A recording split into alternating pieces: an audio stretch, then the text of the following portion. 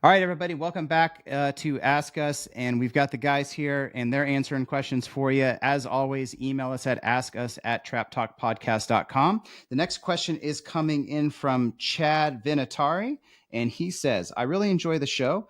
Got lots of great info from these guys. I was wondering if Zach and Ricky can go step by step on their pre-shot routine. Do they ever change it? And if so, why? What seems to work and what doesn't? Thank you. Big fan, and keep up the great work, Chad. So We're first talking off, pre-shot routines. Yeah. Okay. First off, it's Chad Vinatieri. Vinatieri. His brother What is did I say? Vinatieri, sorry. Vinatieri. Super Bowl champion. So Chad's a Yes. student of mine. He's taking some private lessons from me. He lives in South Dakota now, but he used to live here in Lincoln. So pre-shot routine. I'll just go over my pre-shot routine. It's the same every time. My wife used to make fun of me sometimes. I love you, Jody. But she'd be like, oh, yeah, he's getting ready. He's on a good score. So what I do is I try to get to the trap early most of the time. There's some times that I'm not because I'm busy, selling guns, teaching, whatever. But I try to get there. So all this is in my pre-shot routine or pre-ready routine, whatever. I get to the trap, kind of look and see what target's doing, fine. When I get up to the line, and Zach can attest to this, he sees me do it. I make sure everything's good for the beginning. I, stretch. I use Prince grip swell stuff on my hands because I don't have checkering. So I've got to make sure that as I'm grabbing my rib, it leaves a white residue on there. I wipe that off because that'll stand out. Make sure that's good. Squad ready, puller ready, see one, throw one. I look down again to make sure my stance are good. I mount the gun. Right as I'm mounting the gun, I tell myself, see the target. All in my head. And as the gun hits, it's see the target. I set, let my eyes go to the edge of the trap house just a little beyond. I call, boom. Now, check the shell, load, wait. Justin always shoots post 5. So when he shoots, sometimes I mount early. I try not to, but I mount the gun. I let my eyes set. It's the same over and over. I get done with the post.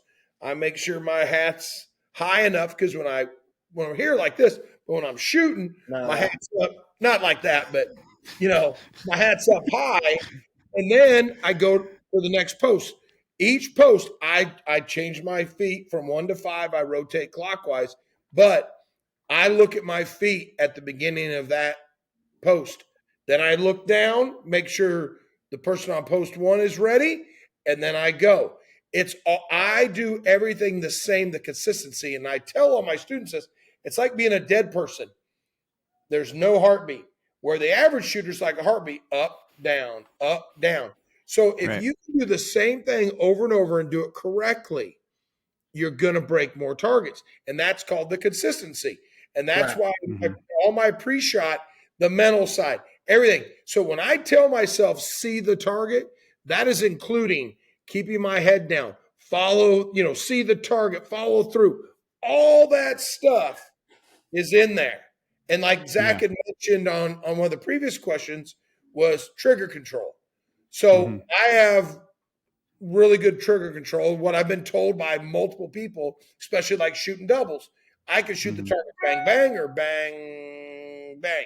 So your pre-shot routine, set something up, do it, have your mental side, meaning try to take everything you're wanting to do and put it into that catchphrase. If you can do that, when you're thinking about that one thing, for me, see the target. I've got a student, I think, that says, smoke the bird. When they say that, all that goes in, and that all subconscious mind running through all that. That's what you want versus you go out there and you go, okay, I got to make sure I follow through. I got to see the target. Okay, get on the front side of the target. Okay, pull. Yeah. Well, you got too many things going on there. It's got to be concise and it's got to be to the point. Exactly. I like that. My pre-shot routine on singles and handicap. Doubles, same deal, except for in doubles, see the target. Now, I had a problem for this is many years ago. I would miss late and I would trap the trigger or attempt to on a K80, which it's hard because you have a return spring. But I would shoot that first bird so fast, I'd go boom, and then I wouldn't set. So I tell myself, release. When on that last pair, each 50, make sure you release. And I go pull, bang, and then I let my finger off a little more. Then I take time. And little things, right? Everyone's going to have a different thing, and I'll get into my pre-shot routine. But step one, it's got to be for you, and it's got to be the same every time. Yes. So I think the same. And like Zach just touched on real quick, is everybody has a different setup. So work on things like, okay, let me go out and try this. And if it like, oh man, I'm thinking too much about this, well, change it up. But find that one thing that works. And that's what, for me, I've done it for 36 years. I've shot probably the last 35 years of it's just my routine is the same. So, so step one, make it the same every time. That's one thing that I think is really important in a pre-shot routine once you figure out. Now, I'm not going to go into all the detail that Rick did as far as showing up before. I'll start my pre-shot routine when I'm getting to the station. So from station on, the first thing I'm thinking is build from the feet up. So from the feet up is where I start. So I get to whatever post it is, 1, 2, 3, 4, 5, and the first thing I do is I plant my feet. Now, once I've planted my feet in that direction, those 5 shots, I picture myself being concrete. I don't move. Now, the only time I will move is generally in doubles. If I'm shorting a target on that second bird, I might give myself a little turn and say, okay, my feet were off, and I'll do a micro turn in that direction because I felt like I was on the back end. And that first shot is generally the only shot where I'll change my feet because I'm going to feel the feedback of the way that I'm moving that day. Some days I move faster, some days I move slower. But step one, are my feet in the right spot? Check that off the list. Step 2, where's the mic? I grab the mic and I put it in the same spot every time. It has to be in that spot for me. It's not anybody else's spot. I don't leave it. I generally check the connection on the back to make sure it's tight, just as a force of habit. And I'm like, okay, that's my spot. There's the mic ready. Then once I've done that, then I start looking at the trap and I establish my hold point. So I think, okay, that is exactly where I'm going to mount the gun on the house today. That is what I'm going to do. I've picked my spot and I dial it in. From there, when it becomes my turn, I start to mount the gun. So I'm mounting the gun and I'm focusing on getting the gun hitting the pocket in the same spot. So what I want to do is I want to have the pad. And for me, the tip of the pad of my gun hits my arm or shoulder first. And I'm looking to hit a spot on my shoulder about the size of a dime. Once it's hit that spot, I start approaching the gun and getting ready. Now, right before I call pull, I'm setting the vision of my eyes, whether it's soft focus or hard focus or whatever type of focus I'm looking for based on the light that day. Generally in singles, it's wider and softer. Generally in handicap, it's tighter and harder and looking more out because there's more distance, okay? In doubles, it's a little bit more narrow because I'm looking at that one target that's in front of me, okay? Yep. But I'm setting my eyes for that spot where the target's going to come out. And then once I've done that, and I'm at all of those things have been checked off the list, then I'm getting ready to call for the target, and I'm giving myself my key phrase. For me, it's generally eyes on the bird, head on the stock, or head on the stock, eyes on the rock, or look at the target, or see the target, or something to do with vision, because I find that if I'm looking at the target, I'm going to follow through, I'm going to stay on the gun, I'm going to have trigger control, I'm going to do all those other things naturally if I'm looking at the target. Where all that stuff starts to disconnect is if I don't see the target well, oh crap, problem. Now, once we're in the cadence of the squad, the things that I think are part of my shot routine that are very important, I always close the gun 2 people away from me when they shoot their target. So if I'm on post 4, when the post 2 person is shooting the target, when they're bang, that's when I'm closing my gun. Not when they're getting ready to call pull because I don't want to throw a target. So I'm timing it based on, okay, I've got the gun and I'm going to close it right when they go. And then for me, when I start my mount is right when I start to see the pieces fall on the person before me.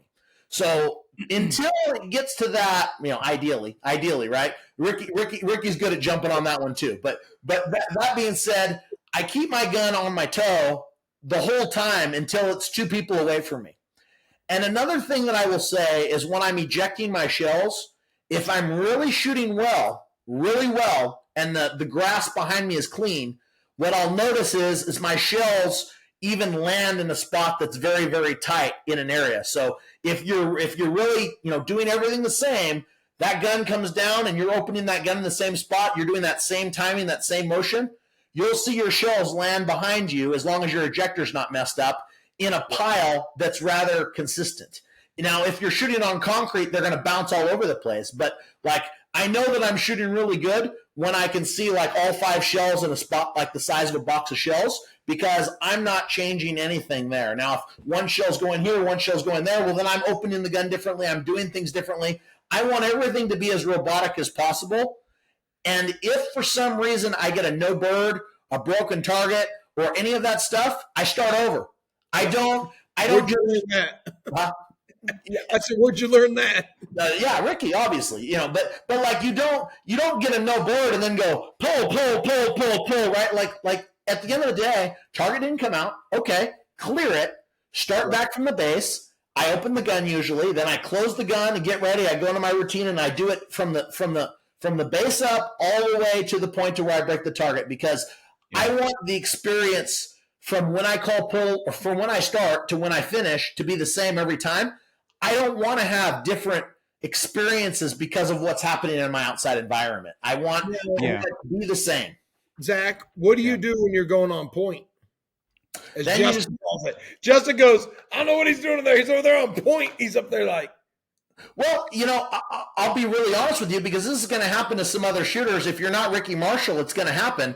The reality is, you got if you got stuff going on up here, if you get over to post 1 and you're thinking, man, I'm going to miss a hard left, or man, I don't want to see a hard left, or man, I haven't shot post 1 lately good, or whatever is in your brain, and you get over there and you're however many straight and you're thinking that thought, and you just throw the gun up and call pull, you're probably going to miss. So you need to sometimes you need to slow yourself down, and you need to get that thought and clear it out of your mind before you start and recognize it.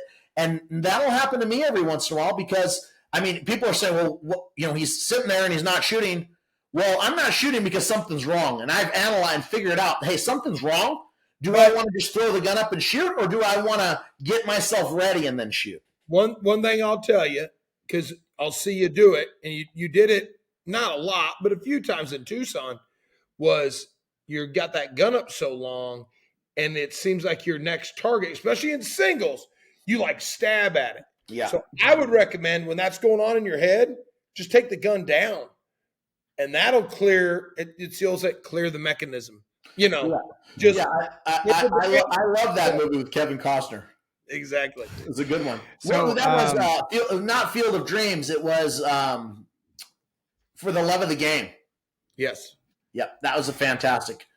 So just as a quick recap, because I think all that is really great information. I think consistency here is the paramount piece of advice, is that you need to be consistent. We're trying to do something the same way 100 times, right, to break that score. So be consistent. I think, Ricky, what you said about really that your key phrase has all these components into it, but your subconscious just knows that see the bird means stay in the gun, good gun mount, all these things. I think we can run into trouble if we're going to say 9 things to ourselves every time. Absolutely.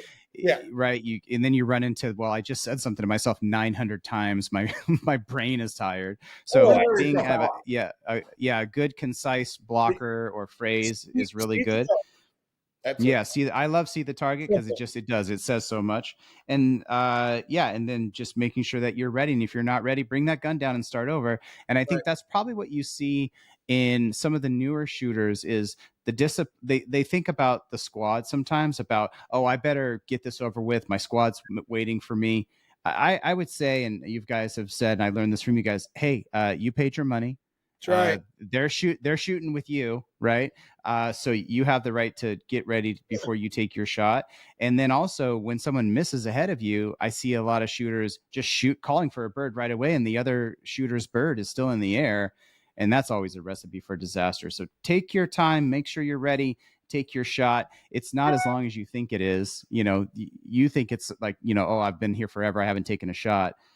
So all great advice. Again, Chad, thank you for sending in that question. Yes. As always, send your questions to ask us at traptalkpodcast.com, and we'll get these two guys to answer them for you. Thanks, everybody. Thanks.